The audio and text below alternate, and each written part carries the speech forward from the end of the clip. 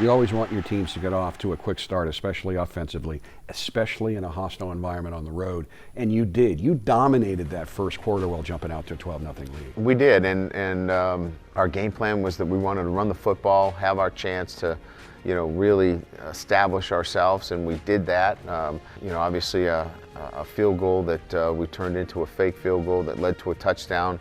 Had to settle for a couple of field goals. As I mentioned, we weren't as effective on third down where we could have turned some of those into touchdowns. Then we're talking about a different football game. Talk about the fake field goal. It was executed really well. Yeah, it was something that we've had worked on in camp and a play that we know that when given the right circumstances that was going to be an effective play for us, and executed flawlessly. Deshaun fakes the pitch out to the right, and we come back with a shovel underneath, and great shovel to Durham Smythe, well executed, blocked up front, and it was a big play early in the game for us. Now, part of that great start was because of how well your defense played early. 3 and outs on Virginia's first 2 possessions, but they couldn't keep that up, and in fact, gave up a lot more yards than they thought they'd give up, and I think than you thought they would give up. Yeah, and it's interesting. We did some really good things. Our front seven played hard, played very well. We were worried about Mazzell, and we kept him down really. I think he had 4 catches, and we bracketed him very well. We had 1 fly sweep late that we should have really been all over. Other than that, we really kept him in check. We just didn't play the ball very well. Our safeties and corners have to play better. The good part about it is that we're playing well with our front seven. And if we continue to do that and we get our back end to play the way they're capable of, there's no question that this defense can be where we need it to be. You talked about the way you wanted to take Mazzell out, and you did. I know Virginia wanted to take Will Fuller out, but they couldn't.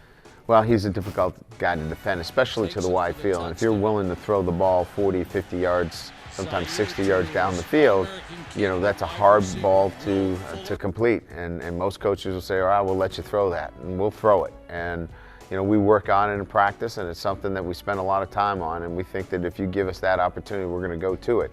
Will Fuller's a guy that we believe can run by anybody in the country, and if you give us that opportunity, we're going to take advantage of it, and we certainly did. Not been shy about getting contact, but That's not good. So what is going through your mind when he goes down and everybody knows it's serious? And I know you have to stay focused on the game, but what thoughts are going through your mind in that process? Well, obviously you feel bad for him at first because he's put so much time and effort into, getting this opportunity. This is the most important thing in his life, is the opportunity to be the quarterback at Notre Dame. So you just feel terrible. But there's a bigger responsibility that I have, and that is to the 104 players on this football team and to help them win the game. So after you get that over with, you immediately get to, all right, how are we going to get this football team a W today? And so immediately you get to work on that and helping Deshaun and helping the offense and the defense and special teams and trying to find a way to win the football game is what really consumed me after that. Football's an emotional game, and your team is very close. So when Malik goes down, that is an emotional kick in the stomach for everybody. And I've seen a lot of games where that happens to a team, and the next play is a fumble, a 2-yard loss. Your next play was a touchdown. It's easy to get down. What was important that we made a statement and went right back at them. It was a good call to get the ball in the hands of our playmakers, and we did in that position. And I think scoring right there, got everybody feeling like we could win this football game without Malik, and that was a big play for us. It's going to go down as one of the great late game comeback drives in Notre Dame history. What did you say to Deshaun as you sent him out there? Well, we said, first of all, we're going to go to the plays that you feel comfortable with, and all you need to do is make a couple of throws, and we only need 3 points to win this thing. And what we saw with Deshaun is that he took the throws that he could make. Obviously, the big one was to C.J. Pro-Size 2 when he was flushed out of the pocket. He saw C.J. dump the ball down to the running back. Those kinds of throws were indicative of what we were trying to accomplish. We knew once we were able to hit the dig route to Corey Robinson to get us near midfield, it was now just a matter of being very disciplined and making some easy throws, and that's what we called for. Toward the end zone, touchdown, Will Fuller.